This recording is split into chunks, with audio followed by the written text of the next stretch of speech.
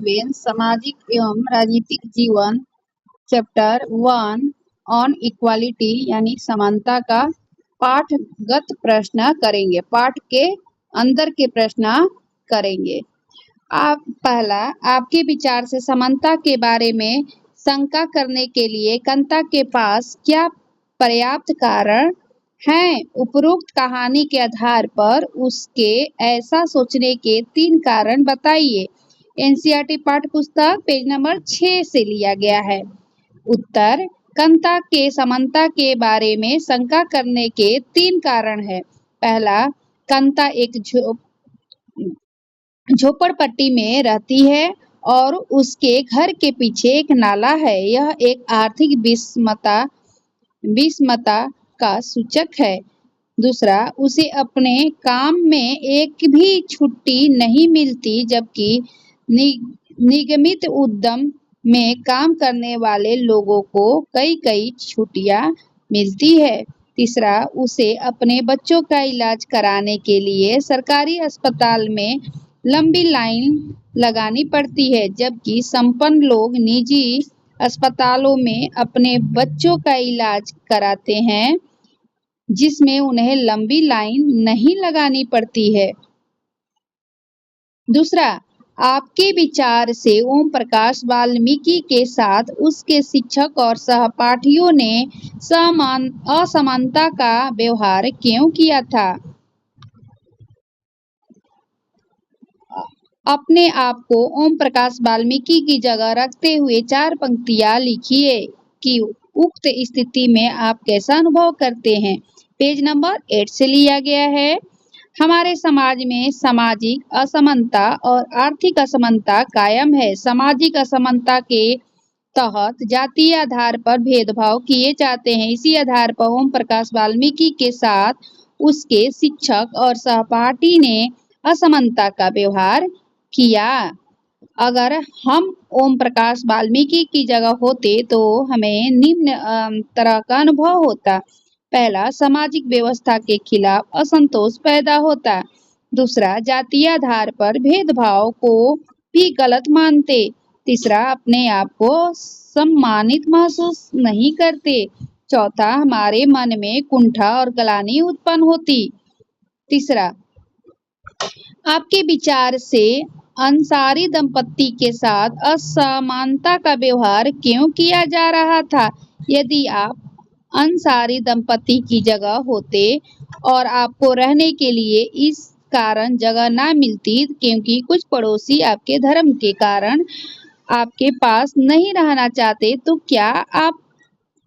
तो आप क्या करते? यह पेज नंबर 8 से लिया गया है। हमारे देश में कई तरह की विविधता है।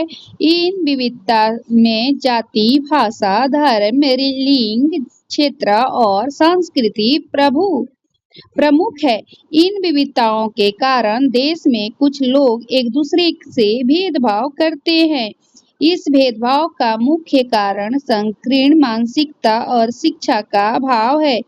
यदि हम अंसारी दंपत्ति की जगह होते और हमें रहने के लिए इस कारण जगह नहीं मिलती, क्योंकि कुछ पड़ोसी हमारे धर्म के कारण हमारे पास नहीं रहना चाहते, तो हम निम्न गतिविधि को करते।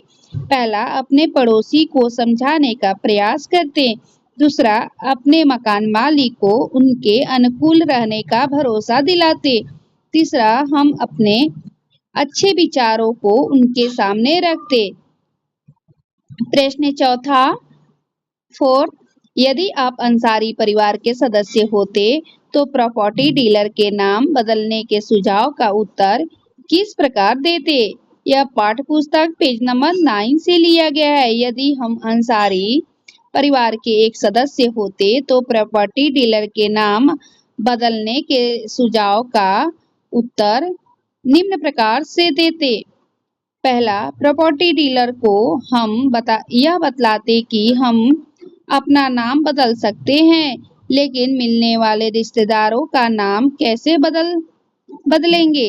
दूसरा, नाम बदलने के बाद अपने मजहब के पर्व, त्योहार, नमाज पढ़ना और रीति रिवाजों को कैसे छोड़ सकते। तीसरा, नाम बदलने से हमेशा जो मन में डर बना रहेगा कि कहीं मकान मालिक और पड़ोसी को हमारे धर्म के बारे में पता न चल जाए। पांचवा प्रश्न, क्या आपको अपने जीवन की कोई ऐसी घटना याद है जब आपकी गरिमा को चोट पहुंची हो? आपको उस समय कैसा महसूस हुआ था? Page number 9। भारत में कई आधारों पर लोगों की गरिमा को चोट पहुंचाई जाती है। दिल्ली जैसे शहर में पूर्वांचल से बिहार, पूर्वी उत्तर प्रदेश, झारखंड आने वाले लोगों को बिहारी कहकर संबोधित किया जाता है। यह संबोधन व्यंग का प्रतीक है। यह शब्द बिहारी, पूर्वी उत्तर प्रदेश, झारखंड के लोग के लिए ही संबोधन नहीं किया जाता, बल्कि दिल्ली में भी किसी व्यक्ति को अपमानित करना होता है तो उसे बिहारी शब्द से संबोधित करके अपमानित करते हैं। ऐसी स्थिति में मुझे यह महसूस होता है कि भारतीयों में सबसे बड़ी कमी यह है कि वे अपनी कमी को नहीं देखते, बल्कि दूसरे की कमी को देखकर व्यंग करते हैं। यही कारण है कि हमारे देश के पास पर्याप्त संसाधन है, लेकिन हम पिछड़े हुए हैं। प्रश्न संख्या 6, मध्याह्न भोजन कार्यक्रम क्या है? क्या आप इस पाठ्यक्रम के 3 लाभ बता सकते हैं?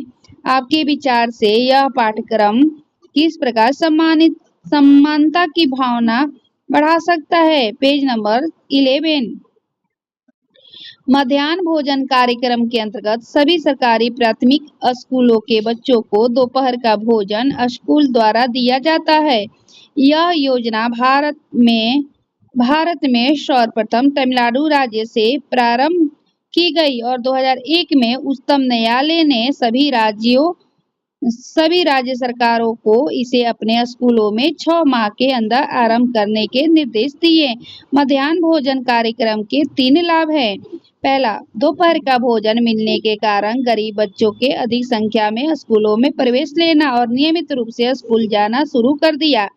दूसरा, इस कार्यक्रम के पहले बच्चे खाना खाने घर जाते थे और फिर वापस स्कूल लौटते ही नहीं थे, परंतु इस कार्यक्रम के बाद उनकी दोपहर की उपस्थिति में सुधार आया है।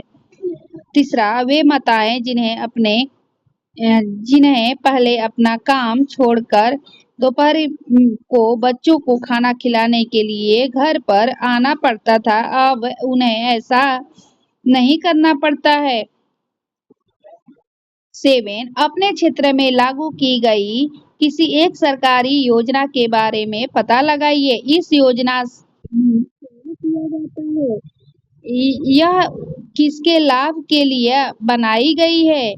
पेज नंबर 11 से लिया गया। हमारे क्षेत्र दिल्ली में सरकार द्वारा छात्रों को स्कूल ड्रेस के लिए पैसे दिए जाते हैं।